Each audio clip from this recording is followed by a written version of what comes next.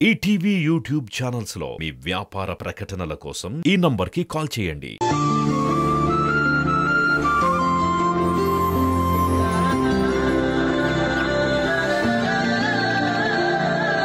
చూడడానికి అమాయకురల్లా కనిపిస్తూ ఎంత పని చేసిందో చూసావా సులోచన?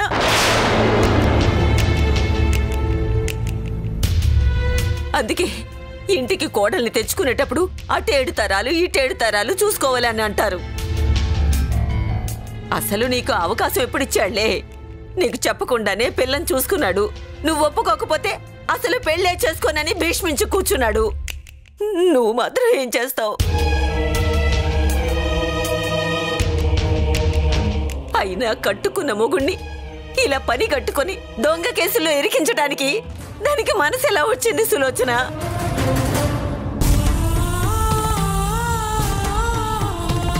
వాడి పరువు తీసి వాడిని జైలుకు పంపించి ఏం సాధిద్దాం అనుకుంటుంది? బామ్మ, మీరు అనవసరంగా వదిన ఏదేదో అంటున్నారు. వదిన అలాంటి మనిషి కాదు. అయినా బాస్ని జైలుకి పంపిస్తే మనందరికంటే ఎక్కువ బాధపడేది వదిలే కదా. ఎందుకు అనవసరంగా అందరూ కలిసి మేఘన వదినని నానా మాట్లాడుతున్నారు? మీరు ఆలోచిస్తుంది తప్పు బామ్మ. నోరు మీరా వెధవా! ఇంట్లో పని చేసుకుని బతికేవాడివి నువ్వు కూడా మమ్మల్ని ఎదిరించి మాట్లాడుతున్నావా? పిచ్చి పిచ్చి వేషాలు వేశావంటే పళ్ళు రాలు కొడతాను, జాగ్రత్త.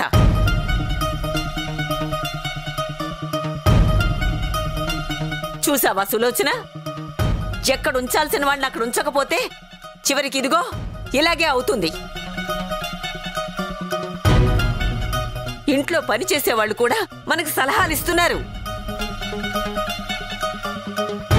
మీరు నన్ను ఎన్ని తిట్టినా పర్వాలేదు బామ్మ, కానీ ఒక్క మాట మాత్రం నిజం. ఈ కేసుకి వదినకి ఏ సంబంధం లేదు. తను అమాయకురాలు. అవునరా, అమాయకురాలు. ఎంత అమాయకురాలు కాకపోతే నా మనవడి వెనకాలన్న ఆస్తిని చూసి వాడిని వల్ల వేసుకుంటుంది.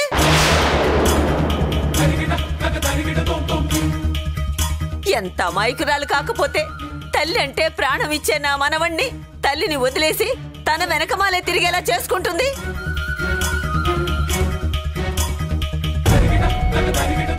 ఎంత అమాయకురాలు కాకపోతే ఇదిగో ఈ పిల్లల్ని తీసుకొచ్చి ఈ ఇంటికి వారసులు చేయాలని చూస్తుంది. ఈ ఆస్తంతా ఈ పిల్లలకు కట్టబెట్టాలని ఎంత పన్నాగం పన్నింది. నోరు తెరిచి మాకొక వారసుడు కావాలి, మాకొక బిడ్డను కను అంటే మా మాటలు లెక్క పెట్టకుండా చివరికి ఇదిగో ఇలా ప్లాన్ చేసి కట్టుకున్న భర్తను తీసుకుపోయి ఇలాంటి దొంగ కేసుల్లో ఇరికించింది.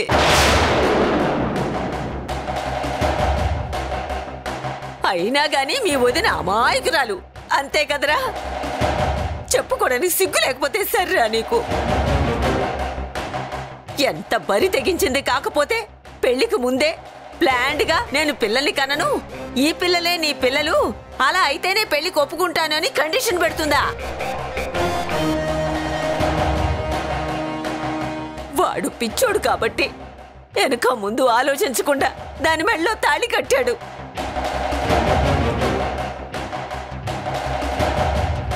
అప్పుడే గనక నేను ఉండుంటే అసలు ఈ పెళ్లి జరగనిచ్చేదాన్నే కాదు. అసలు తప్పంతా నీది సులోచన. అందరూ మనవాళ్లే, అందరూ మంచివాళ్లే అనుకుంటావు. చూసావుగా నీ మంచితనం ఎంత దూరం తీసుకొచ్చిందో. కేవలం పిల్లల్ని కనమన్నావని మన మీద కక్ష కట్టింది. తనకంటే నందుకి ఎక్కువ పేరు ఎక్కడొస్తుందోనని వాణ్ణి కేసులో ఇరికించింది. ఇంత దుర్మార్గురాలైన ఆడదాన్ని నేనింతవరకు ఎక్కడా చూసిందే లేదు. అయినా ఈ ప్రపంచంలో ఇంకెవరూ దొరకనట్టు పోయి దాని మెడలో తాళి కట్టడం ఏంటి? అంతా మన కర్మ కాకపోతే. ఎందుకు బామ్మ అమ్మని మీరు తిడుతున్నారు? అమ్మ ఏం తప్పు చేసింది? తప్పు చేసింది నాన్న. దానికెందుకు అమ్మని తిడుతున్నారు? అమ్మ చాలా మంచిది. ఏమన్నావు? మీ అమ్మ మంచిదా? ఏ విధంగా మంచిదమ్మా?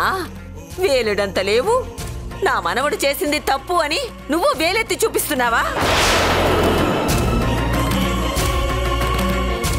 విన్నావా సులోచన? తప్పంతా మనవాడిదేనట.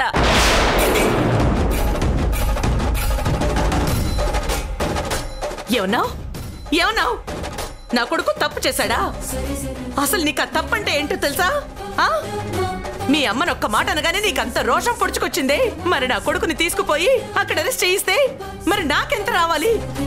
ఏది తప్పో ఏది ఒప్పో నువ్వు మాకు చెప్పే స్థాయికి ఎదిగిపోయావా? ఇదంతా నీకు పుట్టిన బుద్ధా లేకపోతే మీ అమ్మ నీకు ఇచ్చిన ట్రైనింగా? ఇంత చిన్న పిల్లకి అంత పెద్ద మాటలు ఎలా వస్తాయి సులోచన? ఖచ్చితంగా వాళ్ళమ్మే అన్ని నూరు పోసి ఉంటుంది. వేళకి తిండి పెట్టి చక్కగా ఏసీ రూముల్లో పడుకోబెట్టి వేలకు వేలు లక్షలకు లక్షలు ఫీజులు కట్టి బ్రహ్మాండంగా చదివిస్తున్నాం కదా, ఆ మాత్రం మాట్లాడకపోతే ఎలా?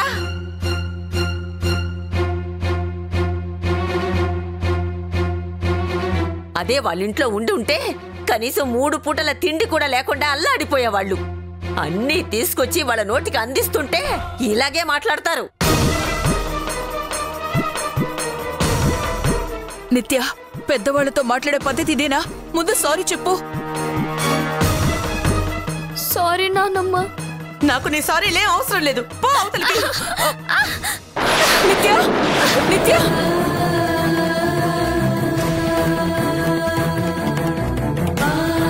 నిత్య, నిత్య, నిత్య, నిత్య, అయ్యో నిత్య.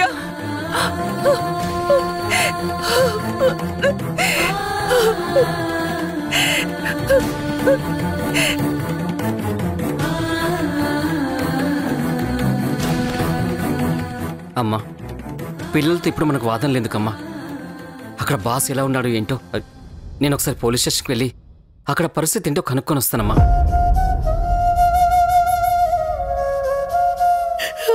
చూసారా అత్తయ్య, ఇంట్లో చిన్న పిల్లలు కూడా ఎలా మాట్లాడుతున్నారో. పోయిన ఈ ఇంటి పరువుని తిరిగి దక్కించుకోవటం ఎలా? ఈ పాటికే ఈ న్యూస్ రాష్ట్రం మొత్తం పాకుంటుంది. ఎక్కడికి పోయినా మన గురించే మాట్లాడుకుంటూ ఉంటారు. నమ్మి కోడలిగా చేరదీసినందుకు ఇంత ద్రోహం చేస్తుందని నేను అనుకోలేదు అత్తయ్య.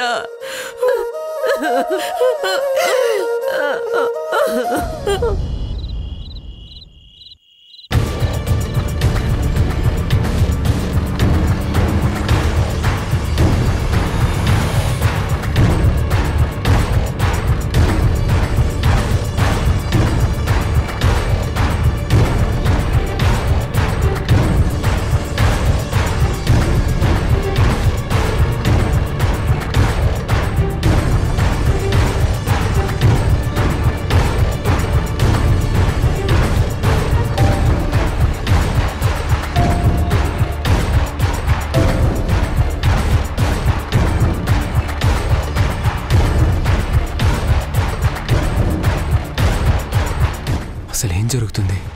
నేను స్టింగ్ ఆపరేషన్ చేయడానికి కదా వెళ్ళాను. నేను వెళ్ళింది ఎక్కడికి? అక్కడెక్కడో ఎలా ఉన్నాను? అసలు ఇదంతా ఏం జరుగుతుంది?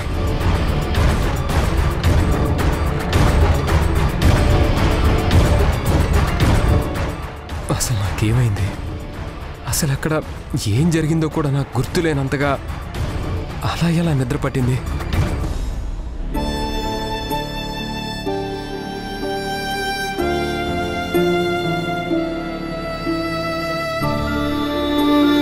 మేడం ఆగండి, ఎక్కడికి వెళ్తున్నారు? అదే ఇప్పుడు తీసుకొచ్చారు కదా నందు, అతను నా హస్బెండ్. నేను అతన్ని చూడాలి. మేడం, ముందు ఎస్ఐ గారిని కలవండి. ఆయన పర్మిషన్ ఇస్తే వెళ్ళి కలవచ్చు.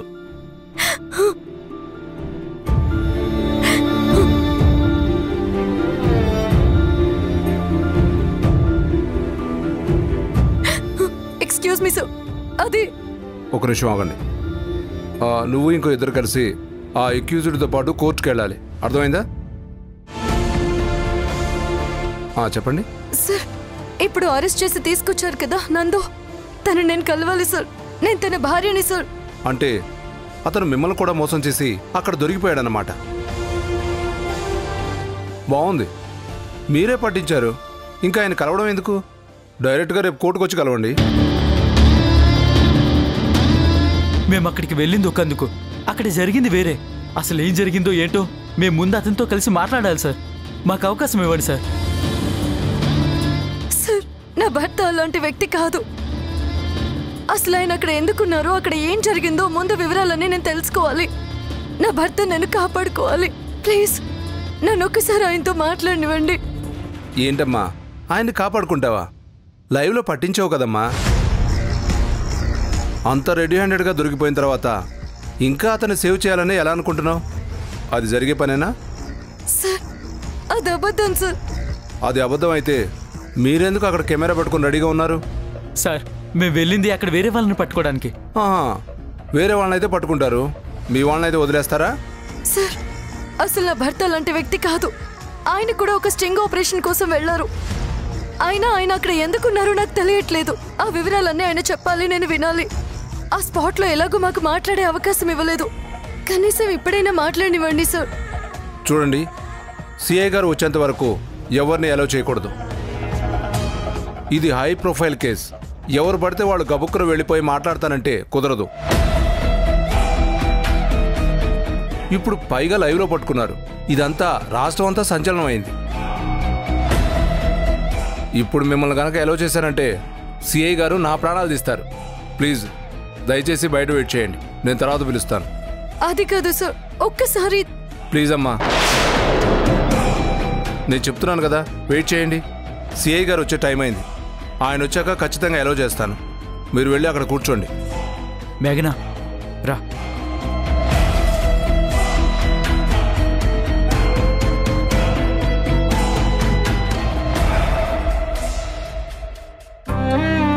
వదినా ఏమైంది వదినా?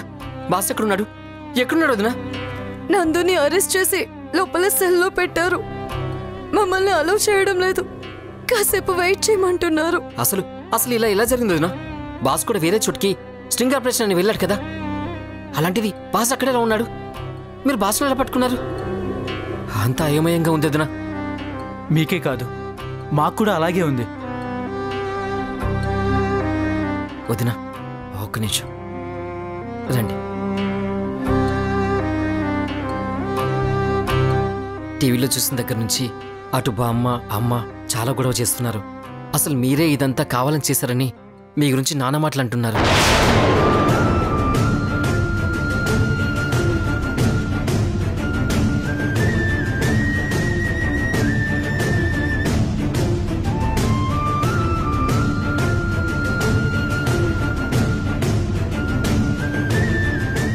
గురు, అక్కడున్న సిచ్యువేషన్ చూస్తే ఎవరైనా సరే నన్ను అనుమానిస్తారు.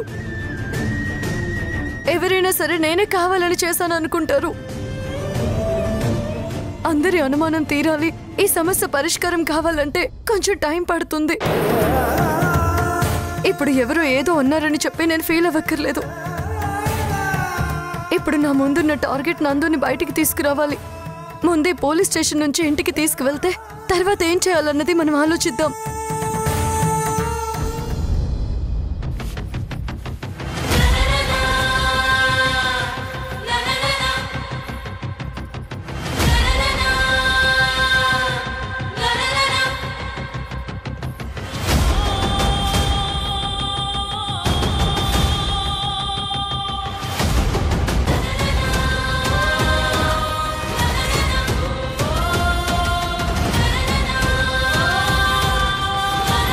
సాధించాను డాడీ. నేననుకున్నది ఇన్ని రోజులకి సాధించాను. నీకు జరిగిన అవమానమే ఆ మేఘన మొగుడికి కూడా జరిగింది. ఆ రోజు ఎలాగైతే 10 మంది ముందు నిన్ను ఎక్స్పోజ్ చేసి నీ పరువు తీసిందో అలాగే సేమ్ అలాగే ఈరోజు తనే దగ్గరుండి తన మొగుడి పరువు తనే తీసింది. ఇక మిగిలింది ఆ నందుగాడు ఆత్మహత్య చేసుకోవడం ఒక్కటే. మన సొంతం అనుకున్న మనుషులు మన కళ్ల ముందే ప్రాణాలు తీసుకుంటే ఆ నొప్పి ఎలా ఉంటుందో మేఘనకి తెలియజేయాలి. నువ్వు చేసింది తప్పు అని తను ప్రపంచానికి వేలెత్తి చూపించింది. కాని నువ్వు ఏ తప్పు చెయ్యలేదని నాకు తెలుసు. అసలు నువ్వు చేసింది తప్పే కాదు అని నా నమ్మకం. ఈరోజు దాని మొగుడు తప్పు చెయ్యలేదని దానికి తెలుసు. కాని ప్రపంచమంతా తను చేసిందే తప్పు అని వేలెత్తి చూపిస్తోంది. ఆ అవమానం తట్టుకోలేక వాడు ఖచ్చితంగా ఆత్మహత్య చేసుకుంటాడు. ఎంతో ధైర్యమున్న నువ్వే ఆ అవమానాన్ని భరించలేకపోయావు. ఆఫ్టర్ ఆల్ వాడంతా ఖచ్చితంగా సూసైడ్ చేసుకుంటాడు. ఈ రోజు కాకపోతే రేపు, రేపు కాకపోతే మరొక రోజు, ఎప్పటికైనా సరే వాడు శవంగా మారి మేఘన కళ్ళ ముందు ఉంటాడు. అప్పుడు ఆ శవాన్ని చూసి తను ఏడుస్తూ ఉంటే అప్పుడు చెప్తాను డాడీ, నేను నీ కూతుర్ని అని. ఇప్పుడు జరిగిన దానికి ఆల్రెడీ మేఘనకి ఇంట్లో టార్చర్ మొదలయ్యి ఉంటుంది. ఇంకా చాలా చాలా జరుగుతాయి. ఆ అవమానాల్ని భరించలేక తన కళ్ళ ముందే తన భర్తని అరెస్ట్ చేసి తీసుకెళ్తున్నా ఆ వీడియో చూసి కుమిలి కుమిలి చావాలి. అయిన వాళ్ళు కాని వాళ్ళు అందరూ నందుని అన్యాయంగా ఈ కేసులో ఇరికించావని తన మీద నింద మోపుతుంటే బ్రతకలేక చావలేక జీవోత్సవంలా పడి చావాలి. మేడం, ఆ ఎస్ఐ కాల్ చేస్తున్నాడు.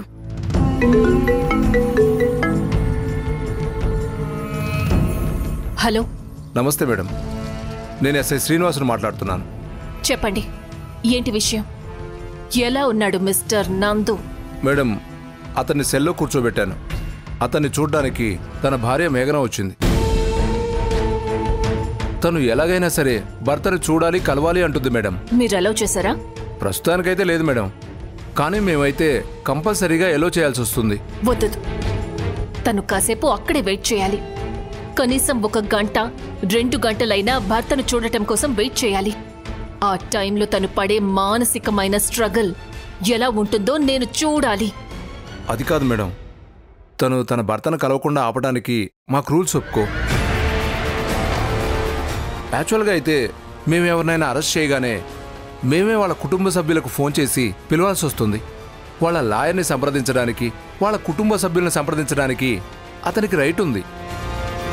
దాన్ని మేము అడ్డుకుంటే అది మాకు చాలా ప్రాబ్లం అవుతుంది మేడం. అవన్నీ నాకు తెలియవు మిస్టర్. నాకు కనీసం 2 గంటలైనా తను పోలీస్ స్టేషన్లో వెయిట్ చేసేలా చెయ్యాలి. తను అనుకున్నంత ఈజీగా నందుని కలవడానికి వీల్లేదు. మీరేం చేస్తారో మీ ఇష్టం. మీ తెలివితేటలకు ఇదొక టెస్ట్ అనుకోండి. సరే మేడం, ఒక దారుంది. ప్రస్తుతానికి సిఐ గారు లేరు కాబట్టి సిఐ గారు వచ్చేంత వరకు ఆవిడ్ని కలవనీయకుండా మేము ఆపగలం. ఇన్కేస్ సిఐ గారు వచ్చిన తర్వాత ఎట్టి పరిస్థితుల్లోనూ ఆవిడ్ని కలపాలి. పైగా తనేమీ మామూలు వ్యక్తి కాదు. కనీసం ఏదో భయపెట్టో బెదిరించో ఆపడానికి. తను కూడా ఒక రిపోర్టర్. ఏదో ఎమోషనల్లో ఉండి తను కాసేపు వెయిట్ చేస్తుంది, కానీ లేదంటే తను ఆపే రైట్స్ మాకు లేవు. తను గనక రూల్స్ గనక మాట్లాడిందంటే మేము నోరు మూసుకొని ఉండాల్సిందే మేడం. ఓకే, నాకు అర్థమైంది. కనీసం ఇంకొక 2 గంటల వరకు సిఐ గారు పోలీస్ స్టేషన్కి రాకుండా నేను మేనేజ్ చేస్తాను. అప్పటి వరకైనా నందుని కలవనివ్వకుండా తనని మీరు మేనేజ్ చేయాలి. తను ఎంతసేపు వెయిట్ చేసినా అవకాశం లేక తను నాకు ఫోన్ చేయాలి. నేను రికమెండ్ చేస్తేనే మీరు తనకి నందుని కలవడానికి అవకాశం ఇవ్వాలి. అర్థమైంది కదా? ఓకే మేడం, అర్థమైంది. 1 గంటలో నేను మీకు ఫోన్ చేస్తాను. అప్పుడు మేఘన ముందు ఏం మాట్లాడాలి, ఎలా మాట్లాడాలి అంతా గుర్తుంది కదా? ఓకే మేడం, నాకు అంతా గుర్తుంది. Okay, thank you.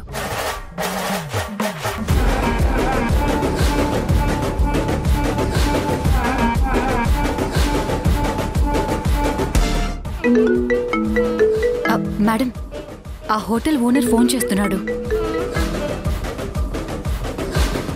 Hello. Thank you.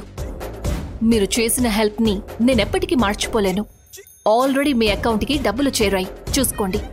అవసరమైతే మీరు నాకు రేపు కోర్టులో కూడా హెల్ప్ చేయాల్సి వస్తుంది.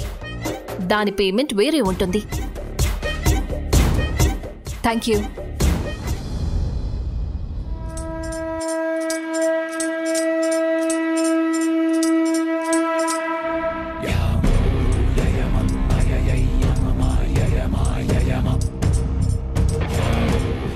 బార్బీ, నందు అరెస్ట్ అయ్యాడు. మేఘన పోలీస్ స్టేషన్లో ఉంది. పాపం, ఇంటి దగ్గర పెద్దవాళ్ళు ఒక్కరే ఉండిపోతారేమో. మనం వెళ్ళి ఓదార్చుద్దాం.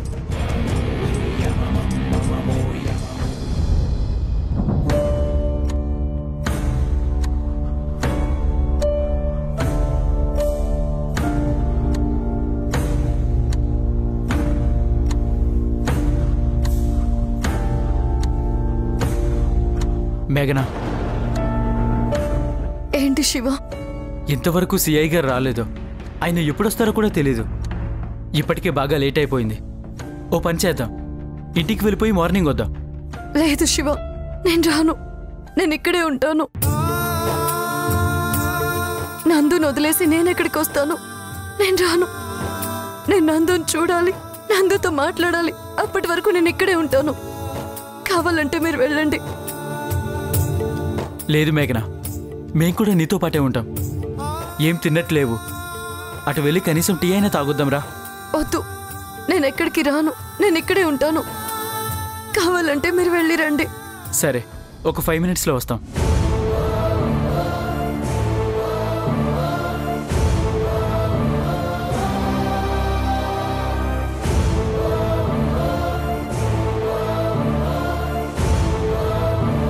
ఏంటి నందు ఇదంతా? అసలు ఇలా జరిగింది?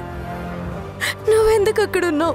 ఆ పరిస్థితుల్లో నిన్ను చూసిన ఎవరైనా నువ్వు తప్పు చేయలేదు అని చెప్తే నమ్ముతారా? ఇప్పుడు నిన్ను కాపాడుకోవడం ఎలా?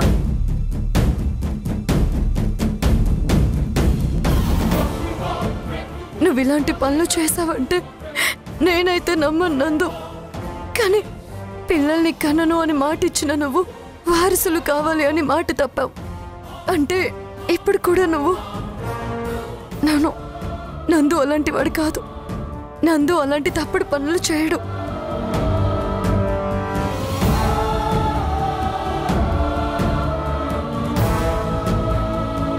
నందు, ఇటు చూడు నందు. అవసరం లేదు. ఏంటో చెప్పు. ఏంటిది? అసలేంటిదంతా? నందు, ఒక్కసారి ఇటు చూడు. నీతో మాట్లాడాలి. నాతో ఏం మాట్లాడాలి? నువ్వు మాట్లాడాల్సిందంతా ఆల్రెడీ మాట్లాడేశావు. ఎందుకు నందు అలా మాట్లాడుతున్నావు? నీకోసం నేను ఎంత తప్పని పడుతున్నానో తెలుసా? అసలు నేను బయటికి తీసుకురావడం కోసం నేను ఎంత కష్టపడుతున్నానో తెలుసా? అవసరం లేదు. నువ్వు నా కోసం ఏం ప్రయత్నించాల్సిన అవసరం లేదు. నువ్వు నిజంగా నాకేదైనా సహాయం చెయ్యాలనుకుంటే నువ్వు వెళ్ళి మా అమ్మని పంపించు.